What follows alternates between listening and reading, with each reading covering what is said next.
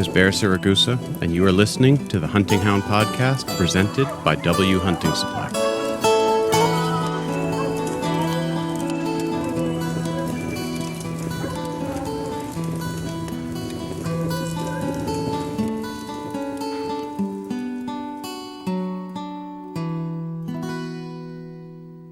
All right. It is Thursday morning for me, late Wednesday night for you guys. I'm here with Snowy Mountain Bear Dogs, Josh and Faith, and Dallin and Jessie. Welcome, guys. Josh, you and I we connected first via social media. Remind me, how did that happen? Yeah, so a guy from our last litter up in BC, we were talking, he was looking to bring another Karelian over from Finland. That's and right. I lined him up with a breeder that has kind of mentored me. He's an old bear-focused kennel. And Dan up in BC was getting a dog from him, and we're trying to figure out if we could find someone to transport the puppy over. And I knew you were over in the Scandinavia region, and so I didn't know if you would know anyone. Okay, cool.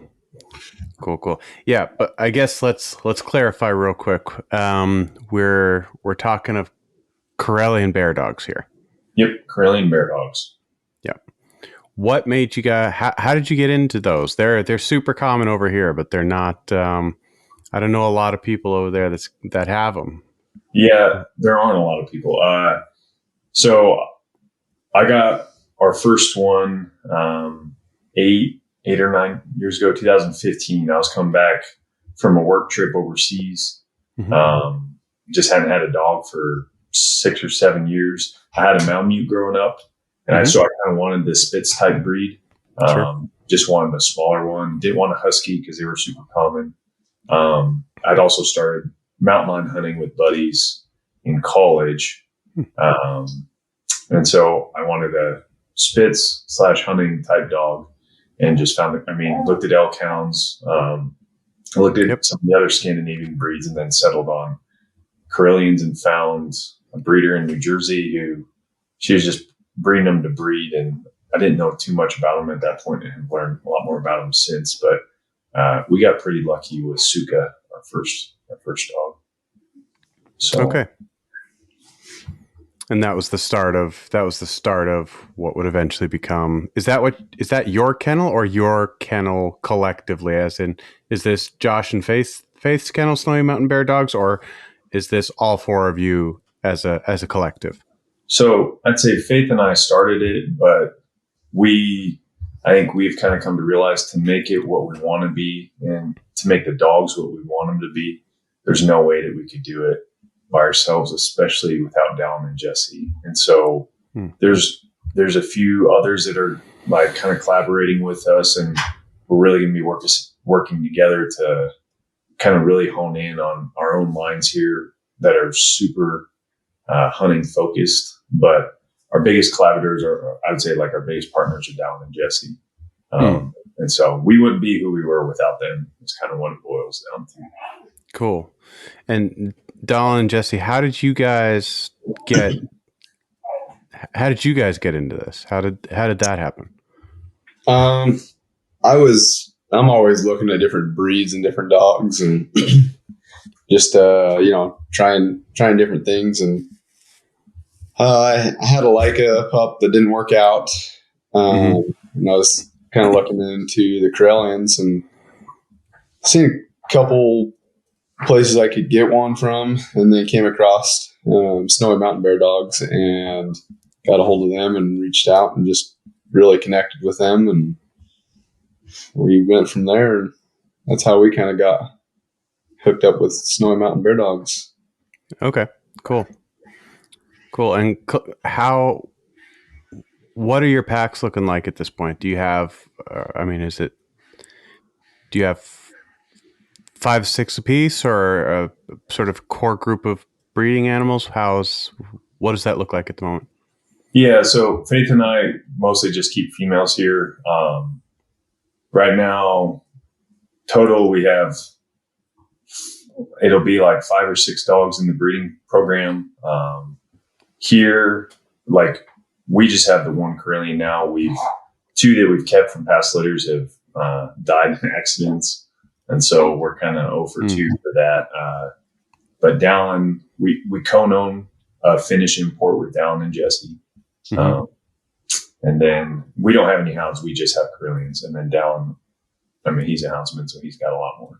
Yeah, I've got Kesta that I have at the house, and then Selah, I have her through the summer, working her. And then, of course, we'll have one out of this litter that we just had. So interesting. Yeah, so I run them with my hounds. I wasn't sure what I was going to use it first for. Kesta, I'm talking. Okay. And we started him out. He was just the right age to start out on cats. Sure. Our season was going on, so he rolled out on that awesome with my dogs. He'd run with them good, and at 6 months old, he was chasing lions and helping tree lions. Cool. Seen bobcats, and then I hit summer, and he rolled with my hounds on bear, and he's 3 now, and he's doing better and better each year. Wow, that's really cool. What do you have for hounds? Mainly walkers, but I got some blue tick and blue tick cross walkers. Okay. But I'll run just about whatever works. If it works, I'm gonna run it. Okay, cool. Well, yeah, I just did. I wrote an article for Full Cry just now. It'll be coming out in the next issue about that specific thing, about adding a non-hound to hound packs. And kind of what that can bring to the table, because I know several people who do that kind of thing. There's some people like Alex Karushev, who run like just exclusively Lycas, don't run hounds at all. Yeah. But I also know people who do both, who have hounds and run, a Feist together with their hounds, or run a terrier together with their hounds. Or over here, it's not uncommon at all to have, the West Siberian Lycas, or the Karelian Bear Dogs, or the Swedish elk hounds, using them on big game. Outside of just sort of what traditionally they've been used for here is moose, but it's not uncommon now to see them being used for the bear and the lynx and things like that. Yeah, that makes sense. And I think that was kind of our focus or our appeal, and that's why we got so excited about Dallin. He'll be humble about it, but he hunts for work, and so he gets a lot of reps on bears and lions and the whole nine. And so when he was like, I want a Karelian to hopefully, you're looking for baying power, and stopping power. And that's, talking with the Finns, they get to hunt 2 dogs on a bear. And it's your Eurasian brown bear, so it's like a smaller grizzly. Mm-hmm. And so our thought was like, man, if 2 dogs are enough to stop a grizzly, and if we throw 1 or 2 of these dogs in with hounds, and we think that could really change the dynamic, or just add a lot of dynamic to a pack. I think that's absolutely what it does. That's the conclusion I've drawn, at least in having hunted with. I've hunted with Karelians here. I've hunted with, all of these different things. I have hounds myself. Yeah. There's definitely, it's people want to compare them, as in like which one is better. And there's arguments, I guess, but it's like comparing apples and oranges. It's like they bring something completely. My experience has been, and I want to hear what your thoughts are what your experience is as well. My experience has been that they don't out hound a hound, but at the same time, they bring something completely different to the table that it just gives you another gear, like, or, you know, something else that kind of, I don't know, fleshes out a skill set if you look at the back as a whole in some way. Yeah. I'll let Don speak on it. I mean, he's got more reps with Kesta. Kesta is a male from our first litter out of that first female that Faith and I got. Yeah. So, it's funny because I've ran hounds for a long time, but you know, you throw hounds in, you kind of know what hounds are doing. So, of course, you've learned what they do, and they've taught me, you know, how to be a houndsman.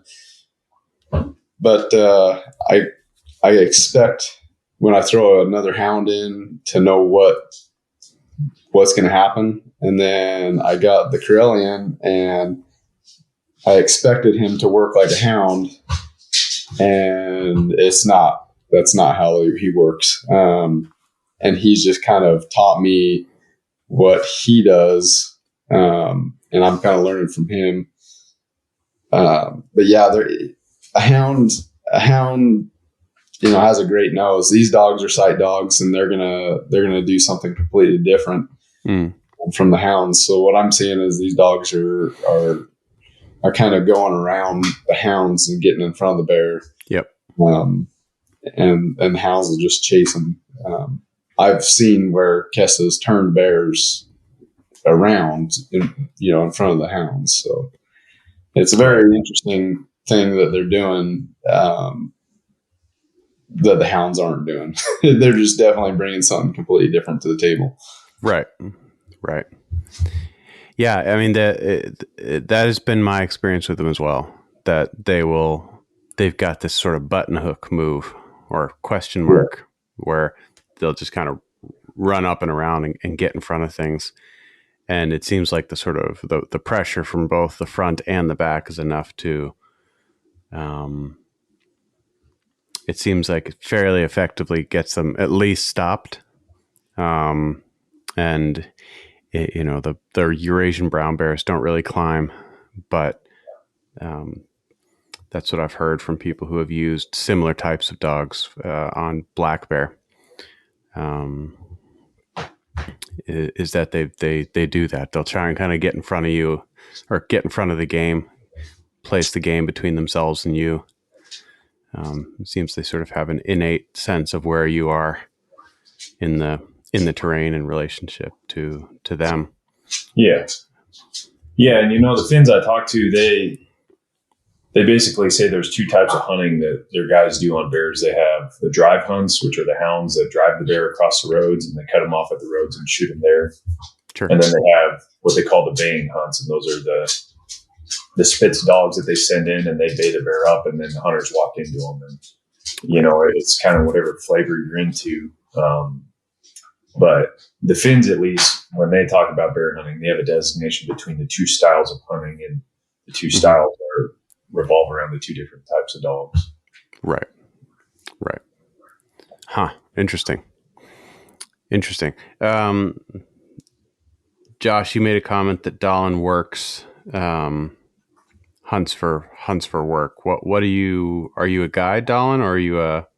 No, I work for USDA Wildlife Services, so I'm taking care of problem bears, you know, that are getting into livestock or sure, agriculture or human health and safety. So, Colorado doesn't have a season for bear, but I'm just taking care of problem bears. They have a season, but not for dogs. So okay, is that part of the reason why does that contribute to why there are problem bears?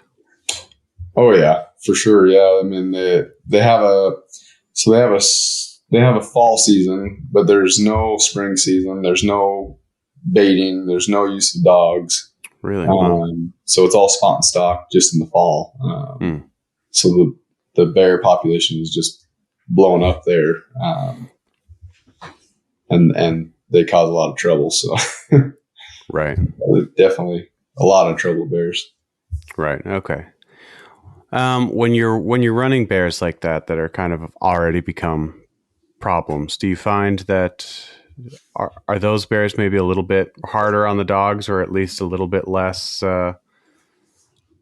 It depends on the bear. The bears that are getting into livestock, they seem to be a little harder on the dogs because these guys are running, Great Pyrenees or Akbash or some type of guardian livestock dog. Right. Right. And so these bears they get used to the dogs chasing them or running them off, but they realize, this is just what I think, that the bears kind of realize if they keep walking, those big white dogs are going to leave them alone. And they'll just, keep walking until they don't have a dog on them. Right. So when I run them, they'll run and run and run and run. And of course, my dogs aren't going to stop. So it can be an all day event on some of those bears. Right. Right. In terms of kind of injuries and things like that, do you notice a difference between the Karelians and the hounds? Jessie, I'm sure you can comment on this, being a vet tech, the medical aspect of it. I don't. So it was probably 8 years ago. We had an incident with a hound that we'd never seen before, and he got slapped by the bear and caused his abdomen to herniate. And with Kesta, he had that happen this last year. Mm-hmm. Yeah, and I'm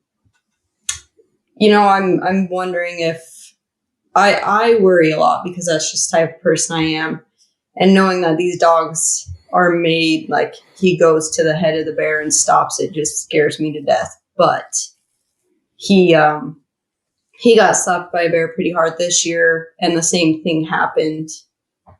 So I don't really know if it's much different, but I do think if it was in a tight situation, I think it could get bad, but I haven't noticed anything worse with Kesta versus our hounds.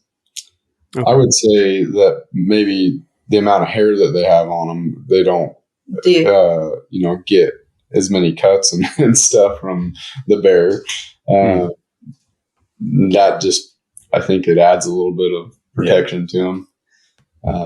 They got thick, burly necks. Yeah, where the hounds have nothing. Nothing. I also feel like Kesta's way quicker. Yeah. He is he can, I don't know what the proper term is, but he can juke a bear pretty easy, I would think. Yeah, very agile. Yeah. Yeah.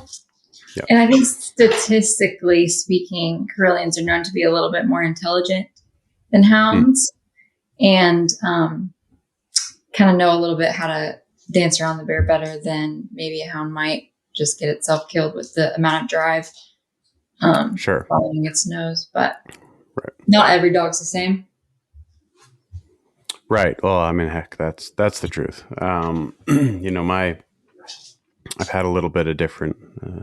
I've had some different breeds, and the plots are. I've had plots, and they're. I mean, you compare them to pretty much everything else, and they're going to get themselves hurt more often than anything else. But there's. I don't know whether it's the length of the spine versus the legs or what it is, but the Spits, they're light on their feet. Yeah. Yeah, like they have this twirl move that they do. Yep. And they're good climbers from what I've known. I mean, just good at navigating, rougher terrain, and I mean down. Like I have just had ours in Tennessee and North Carolina. And I've taken her out west a couple of times. But like the terrain's a lot rougher out west in regards to just the the slope and everything. And Sure. yeah, we think there's just an element of intelligence in them that kind of gives them. It's another thing. It's just kind of another tool to throw into your tool bag. Or just one more thing to put a little more pressure on whatever it is that you're chasing. Sure. Cool. Huh. That's interesting. That's interesting. So you got this first dog. You said you'd started hunting with some lion in college. Yeah, I never owned hunting dogs. I just went with buddies who had them. And so I'll give a shout out to Mike Diger, who passed a couple of years ago. He was a butcher in my hometown and ran a meat shop, and his son, Derek.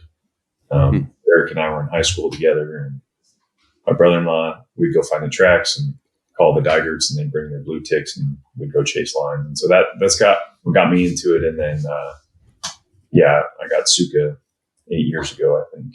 So okay. And you used her. You started hunting with her fairly early on as well, or? No, I'm pretty busy with my job, and I've gone a lot. And I think that's kind of the irony of one of the reasons why Dallin and Jessie are so important to our breeding program is Suka's actually never seen a bear, which is like super ironic and like also a big deal that Dallin and Jessie took a chance on us and said like, yeah, we'll get a pup from your first litter and see how they do. And right. A buddy that I've hunted with in North Carolina, he's like, man, I've never met somebody who wants to breed bear dogs so bad who is never really hunted bears very much. Right. So it's an ironic joke. I'm just gone a lot.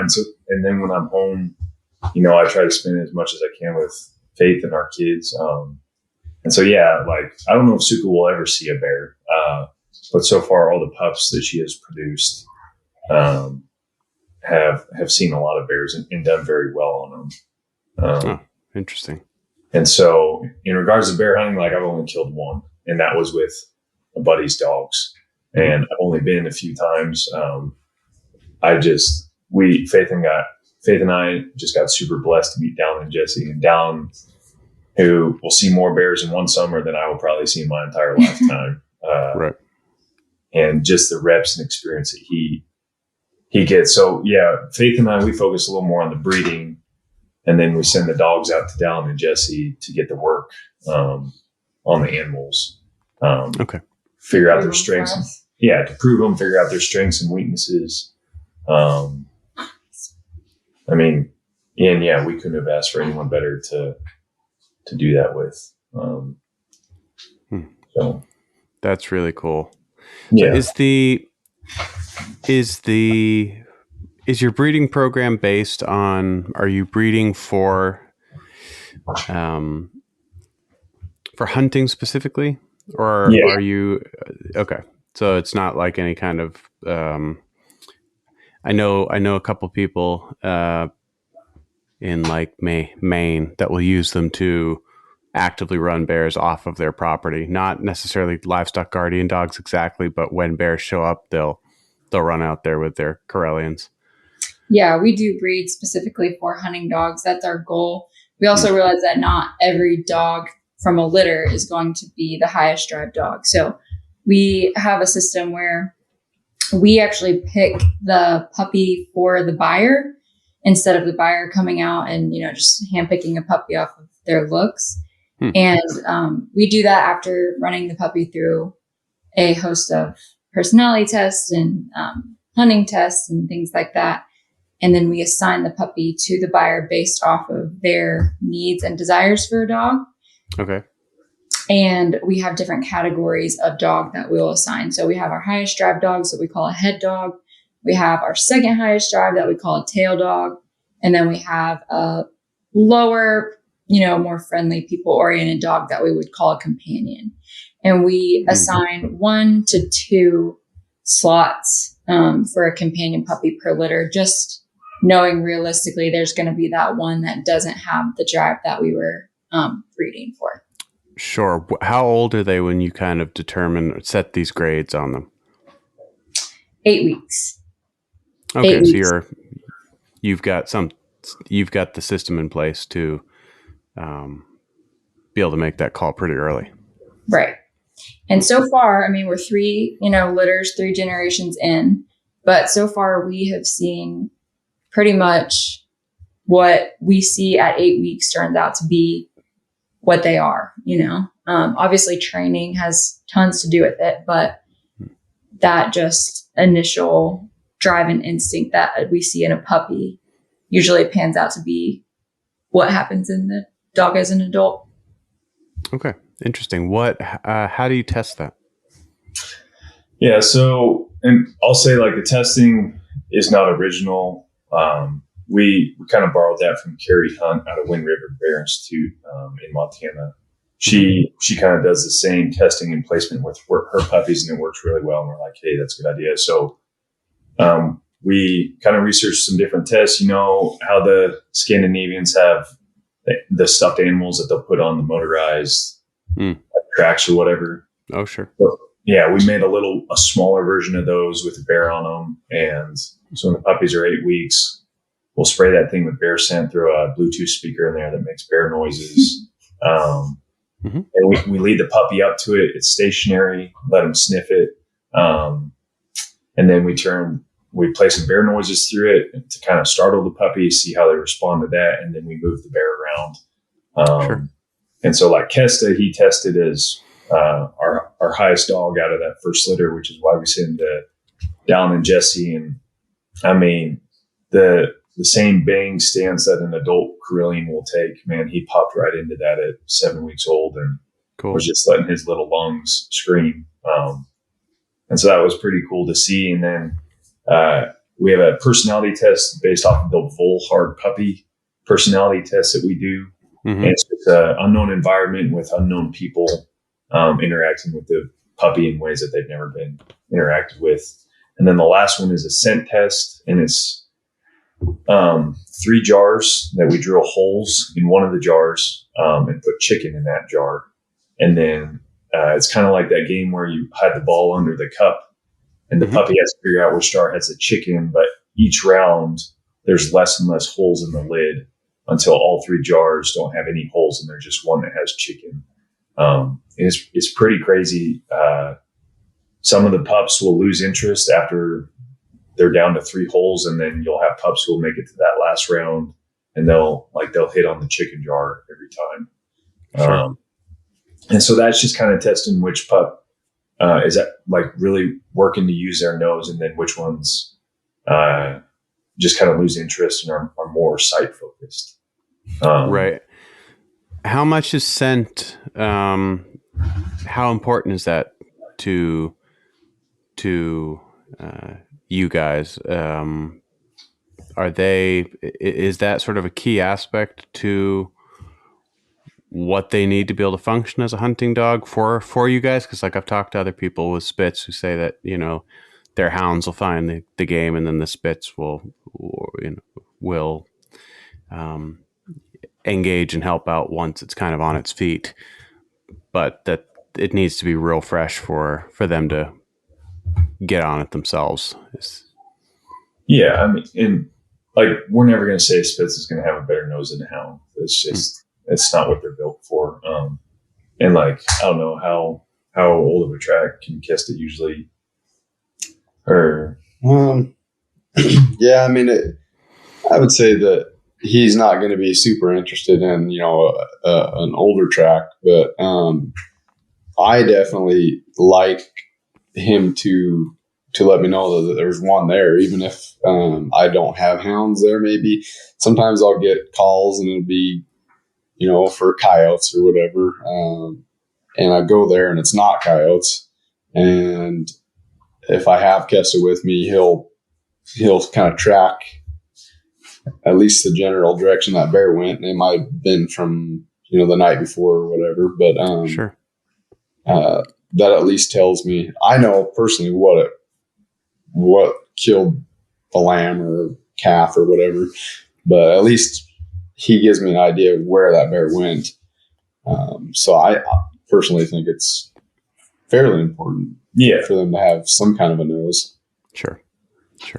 Even though that they're a sight dog, and my hounds are tracking a bear, an older track, even from a couple days old, they'll take a track for a while. But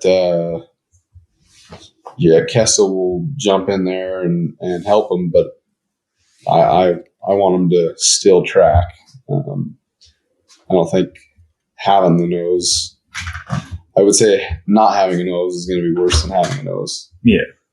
And it also depends on what you want, in a hunting dog. Do you want a dog that's going to follow a 2-day-old track? Some of our buyers aren't doing, what you're doing for your job, and the fresher the track for them, the better. So. Right. Yeah. And so like last litter, we placed, the really strong male that we had. He did really well on the scent test. And so we sent him up to Maine, and there's an outfitter in Maine who just wants to do bobcats with him. And he likes the idea that he's not going to open on the track. And so it'll hopefully be a quicker race, because the bobcat's not going to hear the hound hunting, coming. Right. But he's like, I still need him to be able to track. And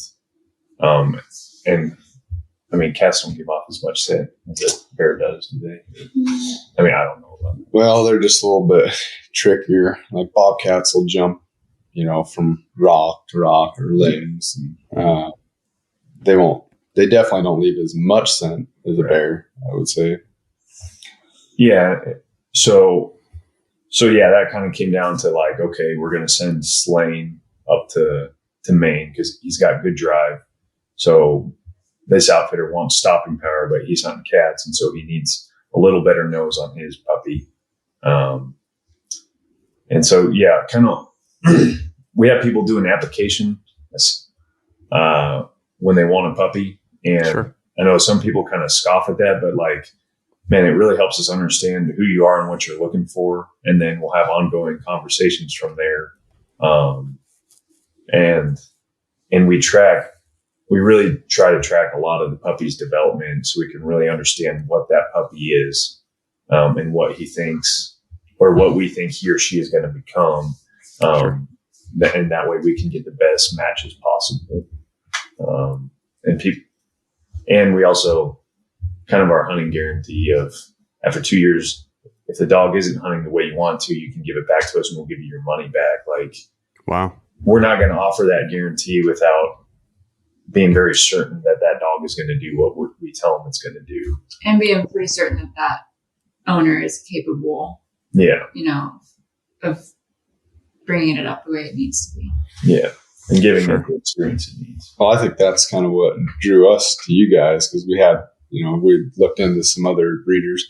But the fact that you guys wanted to know who we were, and some of that training kind of got taken out of my lap because you guys were already kind of going through some training with them and seeing what dogs did what. And so then I was kind of like, okay, I'm going to get a dog that at least has the smarts to do what I want it to do. Yeah. Right. Right. Wow, that's really interesting.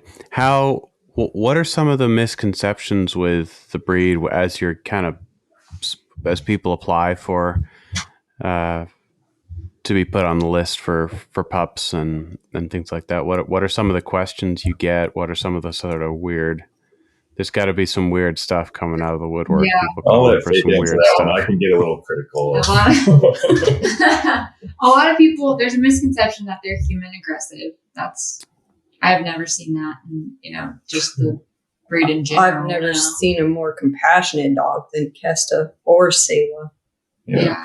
They're very sweet. I mean, Josh and I have 2 toddlers, 2 and 1 years old, and they're around Selah and around her brand new puppies, and she is just as sweet as ever. She's never given the slightest indication that she's going to be aggressive towards humans. Some people, that's another one, is that people think that they're not good with kids, which is just a complete myth. I mean, I don't know what else to call it. Is right. So much has to do with socialization of a dog, and that's something that we do really early on with the puppies is once they're sort of old enough to do anything, they're around a bunch of kids a lot and being held and handled and safely. Right. But yeah, they're very exposed to those early on. So yeah, those are just a couple that come to mind. And then people looking for them. I mean, you can talk on that too.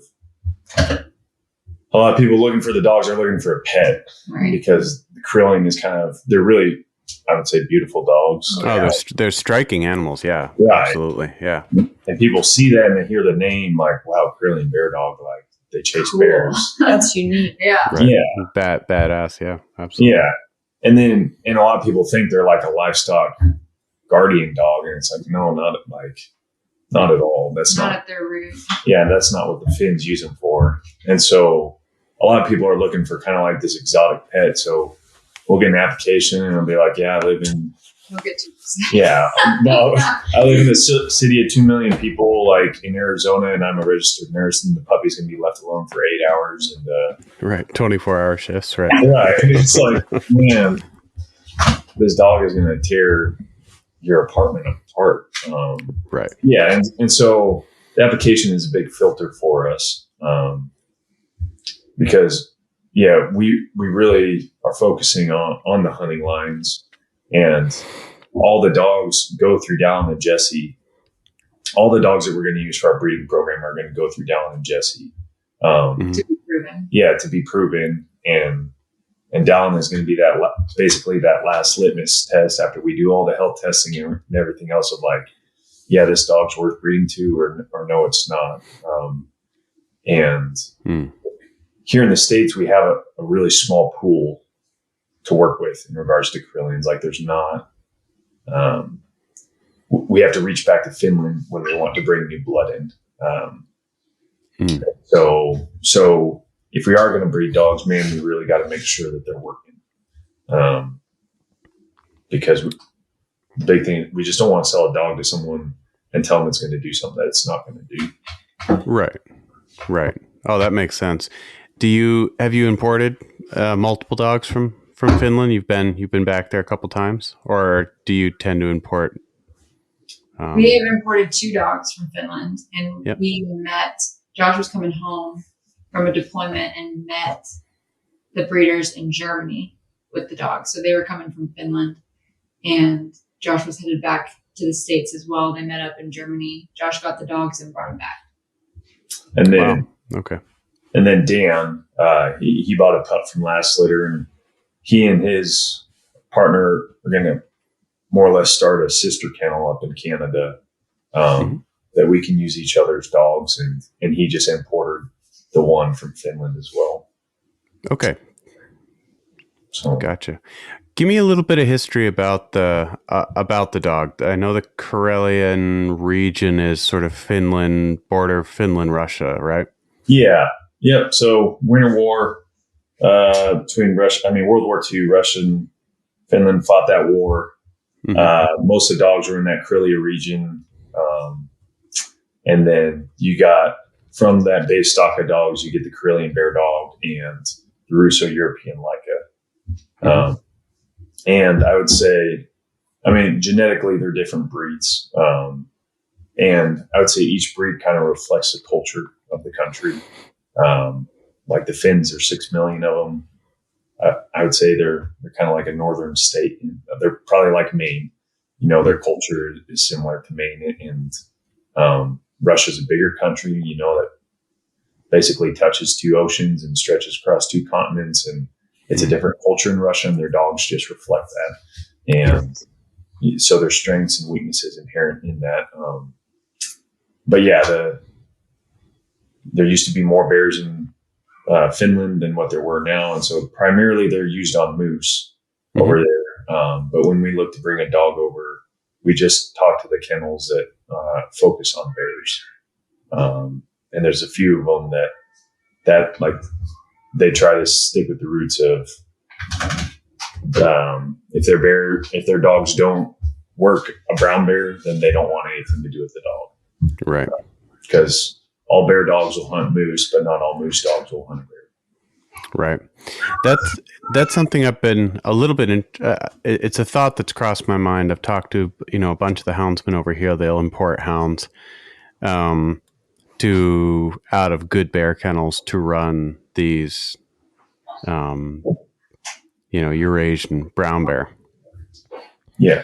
And a lot of really, really good bear dogs from the States and Canada have come over here and gotten their first taste of a brown bear and been like, holy moly, what the heck is this thing?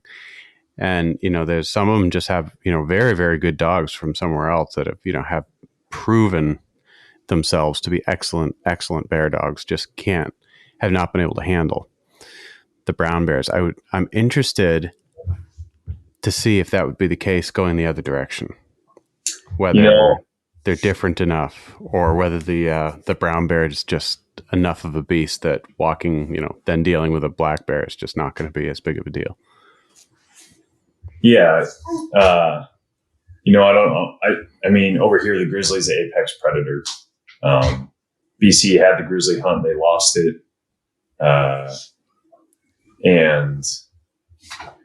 But Dan, the guy up in BC, he's ran a couple grizzlies with his hounds, and he said it's a whole different animal, a whole different race. And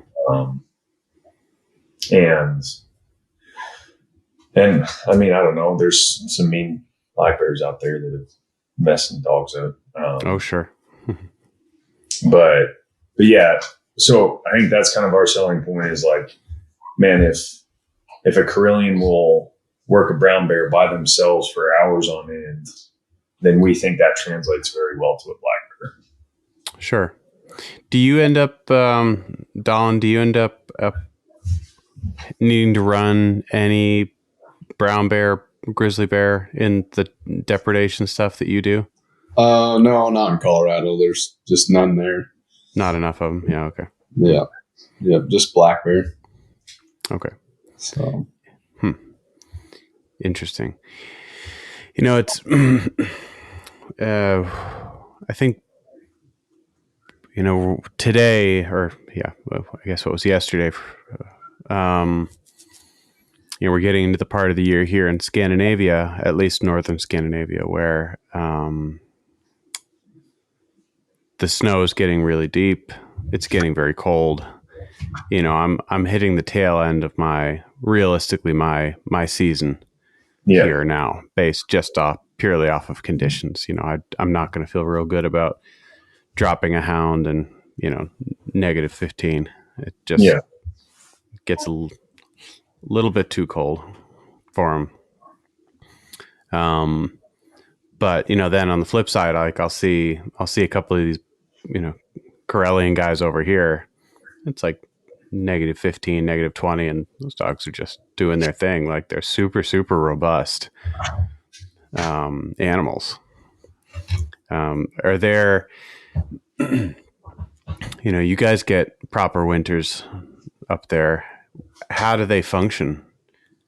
What's your experience sort of comparing them to the hounds in those kind of gnarly conditions? Yeah, because I run hounds, I'm the same way. If it's clear in the negatives, I might be out looking for a track, but I'm going to wait till it hits, above zero, so I can throw my dogs out on it and not have them beat up their feet. But I think Kesta loves this. Yeah. Kesta, he'd rather be outside in the negative weather than inside or, in a kennel or anything like that. He literally just goes out, sticks his nose in, and then rolls his whole body across the snow. Yeah. I would say that they're definitely hardier than the hounds. My hounds will be tucked in their dog houses, curled up, and Kesta will be out there laying in the snow. He likes it, so I don't think it bothers him as much. And it must not be just their feet, or just their fur. It's got to be their feet being a little tougher because and they got tufts of fur between their pads too. Helps. But how does that translate like summer on the flip side? He might get a little hotter in the summer than the hounds, but he knows how to cool off, and he goes and jumps in, the creek, and that he stays cooler once he's wet. Seems like, anyways, he doesn't seem to burn out. I thought maybe he'd burn out in the summer a little bit more, having that much fur on him, but he doesn't burn out any quicker than my best hound. So, right. That's interesting. Yeah, I've actually, my experience has been that I don't know whether it's just the hound's predisposition to just want to go balls to the wall or what it is, but I've had huskies, and I found that the hounds get hotter faster than a lot of the huskies. Yeah. I think there's a bit of self-preservation that's still in kind of the more primitive breeds. That's kind of my thought is there's a little more of that self-preservation that they still kind of have built into them, where the more domesticated a breed gets, like they're more in tune of like with what we want them to, like our military working dogs, man. Like you tell those dogs to go do something, they're going to do it, whether they're going to die or not. Right. Where at least that's what I've noticed with the Karelians, like they kind of know their limits. And like, I don't think they're going to heat stroke out or anything. Like if they get hot, they're going to find water, get drink. Right. And so I kind of wonder with the huskies too, like they're a more primitive breed. Like is that something that you feel like they had was a little more the self-preservation kind of built in of knowing their limits, or? I think yes, to a very large degree, at least the traditional huskies, the dogs that went back to, what was sort of within living memory to the Sibes and the Malamutes and that kind of thing. They've got a streak of self-preservation where they're not going to go until it's hard to run a team of Malamutes or a team of Siberian Huskies to death. Right. The Alaskan Huskies, it's gotten a little bit different because they've bred quite a bit of hound into them just to get specifically, and they've bred specifically for that give it all, never give up, run till they drop kind of thing, that intensity that the hound brings to the table.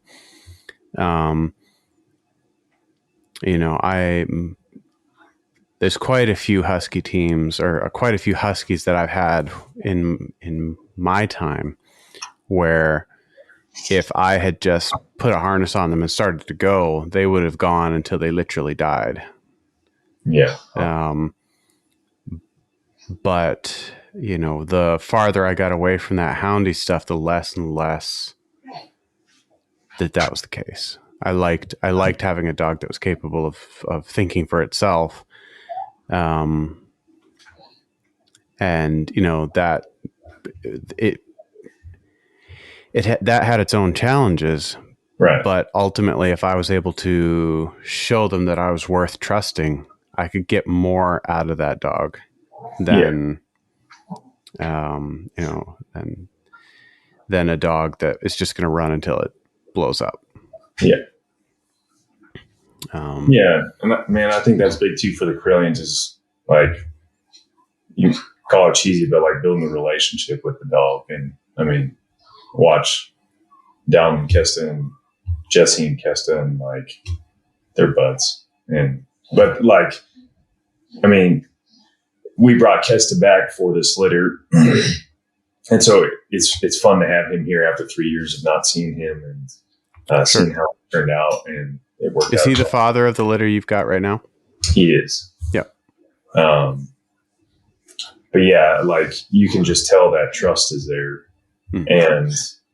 And I think that's, I talked to the Finns, and that's a unique thing with the Karelians is like the Karelian goes out there knowing and trusting that once it finds whatever it's looking for, that the hunter's going to come shoot it. Where, man, I feel like a hound will just chase an animal just to chase an animal. Yeah, some definitely will. I like my dogs, and I'm pretty picky on the dogs that I have. I like my dogs to work for me, and not just work for themselves. So, but I have had a lot of dogs that will just work for themselves, and that can be a bummer. yeah. So, but yeah, these dogs are, from what I've seen, they want to please. So, they like Kesta, as he's been growing up, and I've watched him, tree lions and bobcat and bear, and there's times where he like looks at me and he's like barking. He's like, "Am I doing all right? Am I doing good?" And he wants to please me. He wants to see that I'm happy with what he's doing, and that's pretty cool to see that out of a dog. That is cool. Yeah, that is cool. Yeah, I mean, I'm right there with you. That's something that I actually actively look for in my hounds. Is I spend a lot of time building that relationship where some people don't want that. Some people want that dog that they drop and then it's just going to hunt like crazy and not care where you are. If you're 2 counties over, they don't care. That's just not my type of dog. I've had plots, and they were like that. They were just like, okay, well, like they seemed surprised when I popped up. They were like, oh, geez. Welcome back. I haven't seen you for a couple of days. What have you been up to? It's like, and I don't like that. I would, as you say, it's a good distinction to make. I'd much rather have a dog hunt for me than, do its own thing for 3 days. Yeah. And, so, that's interesting. My experience with the Karelians has been a positive one. I've hunted moose multiple times over them. Yeah. And they're interesting dogs. They really are. I like them a lot.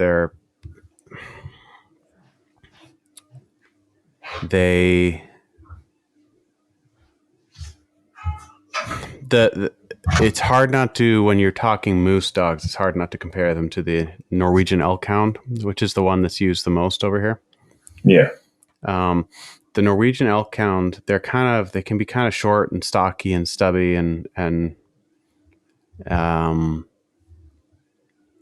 they're interesting dogs, but not all of them are as brave and necessarily have the stick-to-itiveness that I like to see. Yeah. But I've liked what I've seen with the Karelians. I've got a friend who's got, my friend Robin runs his Karelian on brown bear and wild boar. Yeah. And that dog Coda does really, really, really well. Yeah. Yeah. No. They're special, and I mean they're pretty versatile. Dallin started using Keston Dallin coyotes this past year, and that was fun to see them. Yeah.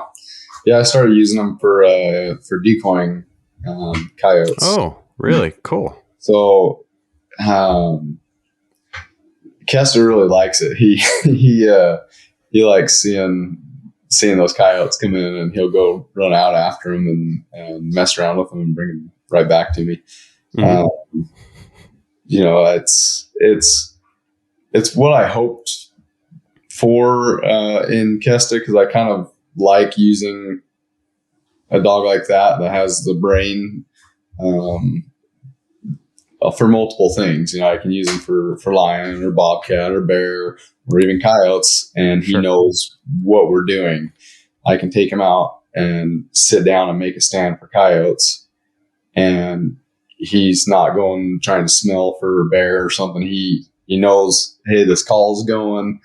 I'm looking for a coyote, and he knows what he's doing. And that's what I was really hoping for, because I've had other dogs that I'm like, I don't know what he'll do, and they might go out and go run through the brush and looking for something. They don't know what they're doing, but he's got enough brains to go, oh, I know exactly what I'm doing. And it's, of course, he had to learn that, but Sure. But he can distinctively know what he's doing. Now he's still learning. I'll have coyotes. We'll be going in looking for a bear, and coyotes will bark, and he's interested. He's, coyotes are yapping. He's looking, but he has not gone away from the hounds to go to the coyote. He sticks with the hounds and goes. I feel like he knows we're going bear hunting. Right. Oh, that's really interesting. That is really interesting. Yeah. Huh. Yeah, the Finns put out a good product, Yeah. Yeah. I'm impressed with their dogs. That's cool. What are your goals going forward here? Yeah, we just want some good hunting lines of Karelians, and talking with the older breeder in Finland.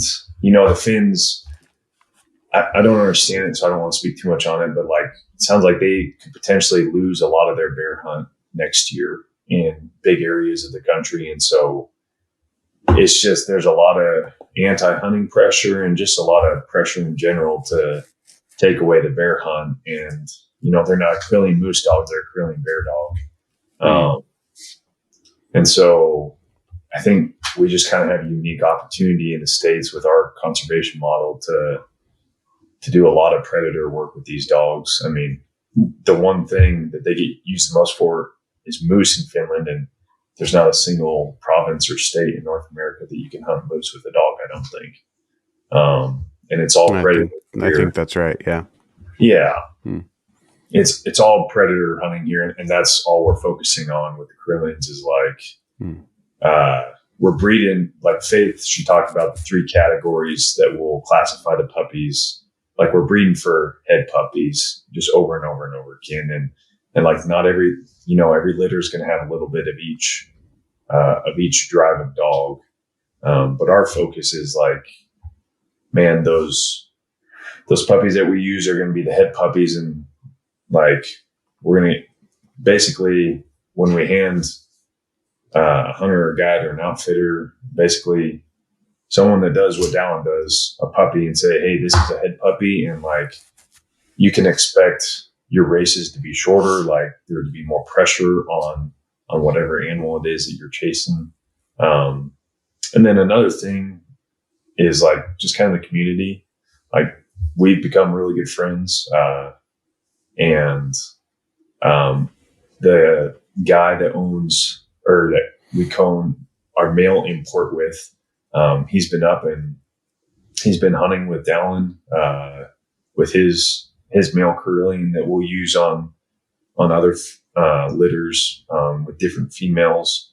And kind of everybody that we sell a puppy to, we tell them, you're going to buy a puppy, but you're also going to get our friendship for the rest of your life, because we're really interested in how the dogs turn out. Sure. And we got a lot of puppies going to the Northwest from this litter. And I know a lot of those people are going to be really interested in talking with Dallin and Jessie on what to expect out of their puppy. A lot of them have already called Dallin to talk to him about Kesta and Selah. Right. And so that's been really neat to kind of see we're basically kind of building a community through the dogs. And at the end of the day, that's what it's about for us. Is the dogs are awesome, but people are great, and getting to meet new people and build new friendships and everything. That's our big focus. Right. Yeah. We got a couple going to the Appalachians, and that's a big deal. Cool. Trying to convince a Southerner to not use a hound is not an easy thing to do. I feel like the Western houndsman might be a little more open-minded, but Faith's a Southern girl. And I was going to say, Faith is from Tennessee, right? Yes. Yeah. Okay, so you've got a little bit of street cred you can. Yeah, right. You can use. Help convince them. Yeah, the Appalachian hunters are very loyal to whatever breed of hound it is that their dad used and their granddad used and their granddad used. And Oh, sure. Yeah. so we're, slowly but surely trying to work our way into the cool kids club of, Right. yeah. And we're not trying to replace anybody's dog. It's like, your hounds are awesome. Like they really are. Just throw this dog in with them and watch what changes in your race. Right. And see if the bear does anything differently, because we think it will. Right. I agree with that. And it's, as I said, it's something I just wrote an article about, and it's actually the third podcast in a row, I think, where it's sort of by itself come up. I talked to Becky Dwyer about it, and she runs beagles together with her lion hounds. Interesting. And has some quarter, half beagles and things like that, and they bring something to the table. And then George Lambert has his pack of bear dogs, bear hounds, but then also has a feist that he'll toss on. That's just, I don't know whether it's the energy he brings to it, but the bears climb for Scruffy, his feist, when they won't climb for necessarily for the other dogs. And, I think it's an interesting thing that I've been thinking a lot about recently, where, it's, and I've talked a little bit to Alex Karashev about it as well, where it's like, I don't think anybody's advocating that people replace their hounds with something else. Right. But why not have another tool in your toolbox? Why not have that other type of dog that's going to bring some different strengths to the table? Right. And, maybe just help you get it done. And it's a little bit funny how prickly people get where it's like, well, we get it done just fine. Thank you very much. It's like, I'm sure that's true. It's just, it is interesting because the Spitz type hunting dogs, they're so versatile. I mean, it's amazing how versatile they are. One of the best squirrel hunting dogs in the States is right now is a West Siberian Leica. Yeah, but our dogs love some squirrels. Yeah. So that's cool. Where can people find more information about you guys and your dogs? Instagram, Facebook. We got a website. Who are you on Instagram? Snowy Mountain Bear Dogs. At Snowy Mountain Bear Dogs. Yep. Yeah.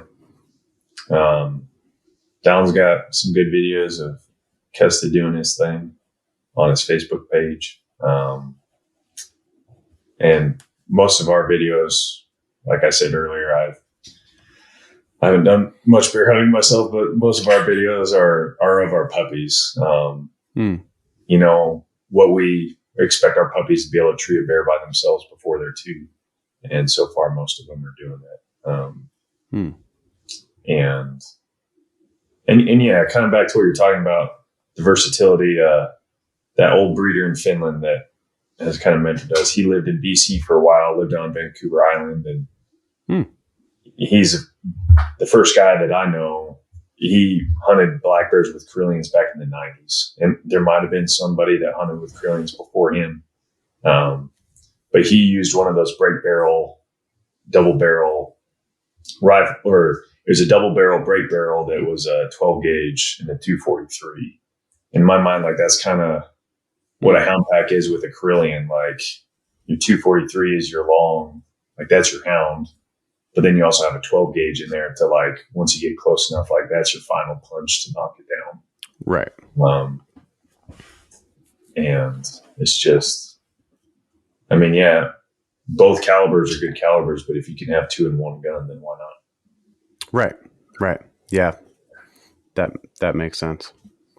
I had a buddy that went over to to BC to hunt black bear, and he brought his own dogs, and he had a couple of plots that he brought that had come from that area anyway, and then he brought a Swedish elk hound, and he videoed the whole thing. And his Swedish elk hound, the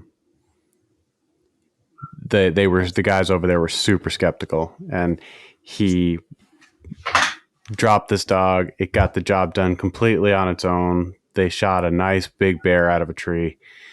The dog, like from start to finish, did all the work, did a really good job. And there was like 8 guys standing there scratching their heads. They were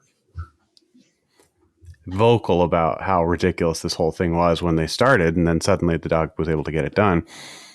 And they couldn't process it. Yeah. They were just like, one of the guys in the back was like, oh, maybe that bear was sick. Like they just couldn't wrap their minds around it. But they're a really, really interesting type of dog. Totally, totally different from the hounds. They bring totally different things to the table.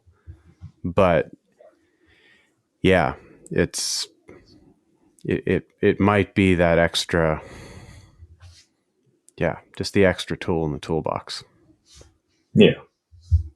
It's interesting. Yeah, we think so. So yeah. Well, and it's just fun working other dogs. You know? It's just trying something different. My dad, I guess, kind of taught me that not to be colorblind.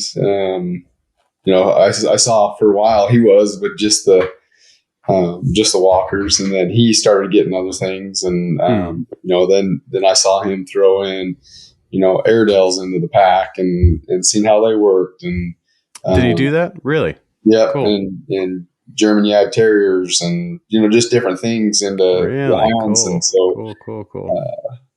I'm not. I guess I'm not afraid to throw something else in. If it's going to hunt, I'm gonna hunt it. Right. So why not try something? They're all these dogs are hunting dogs. Let's try them out and see if they work, and if they help out the pack, then use them. Right. So that's where I'm at with the Karelians, and any dog that I get. Right. Oh, that's cool. That's cool. It's interesting. It's always interesting talking to people who,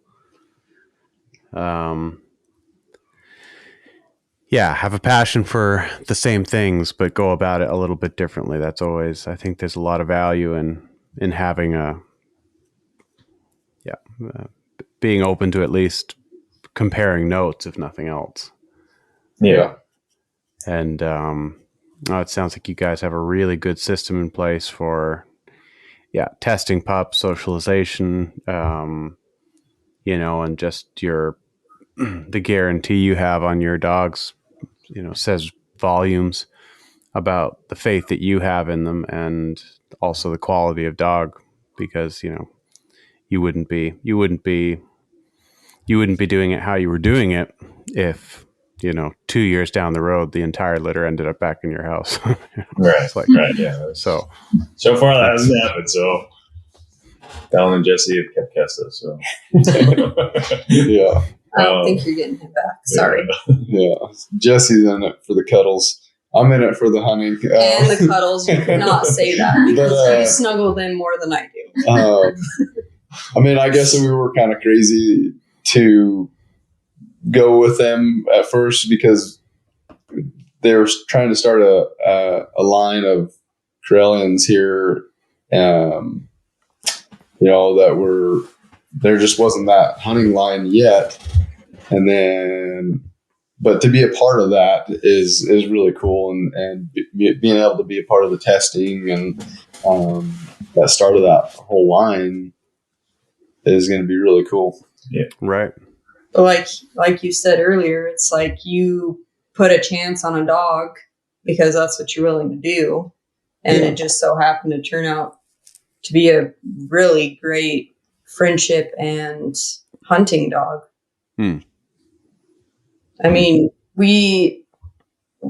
Dallin had looked somewhere else, and then we found Snowy Mountain Bear Dogs, and just the way they go about it, to me, actually was hard because, you want to pick your puppy.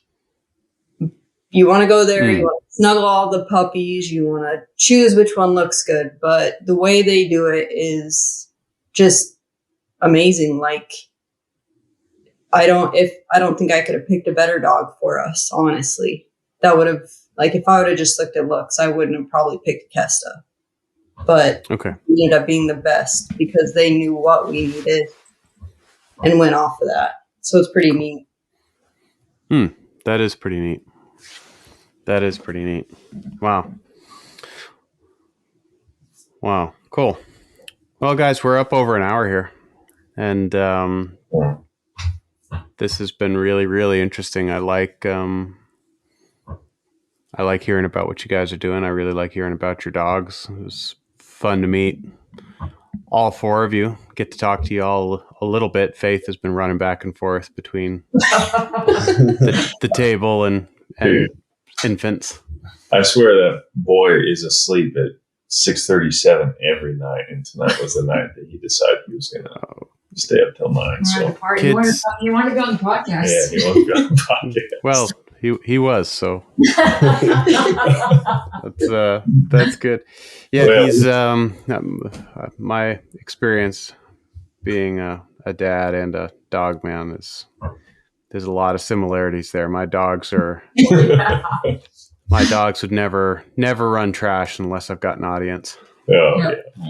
And my kids never have problems falling asleep unless I've got something to do that evening. It's just how it works. But man, how fun is it when you put dogs and kids together and you just watch that dynamic unfold? Like, oh, it's the best. Yeah, that's another it's the best reason we love it is the dogs love them and they love the dogs. Absolutely. Their kids. It's a good combination, kids and dogs. Yeah, for sure. Thank you for having us. We appreciate. Yeah, it's been fun to talk to you guys, and it's I'll be excited to follow follow you guys on social media and keep in touch with everybody and see follow along on some of these adventures. Yeah, for sure. Yeah, it's good meeting you, and like we tell a lot of people, consider us your friends for the rest of your life, whether you like it or not. So sounds good, man. Sounds good.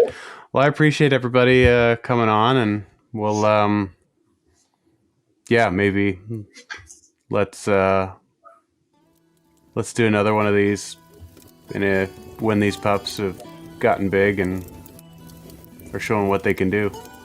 Yeah, Dallin and Jessie are taking one home, or 3. So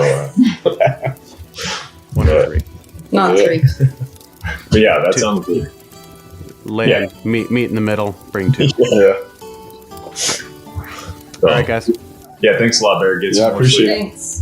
Have a good I'm night. gonna do that. I think I might get a nap in before the kids wake up. Yeah, for sure. All right, take care, everybody.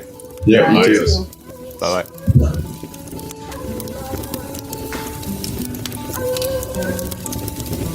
Man, I love that sound.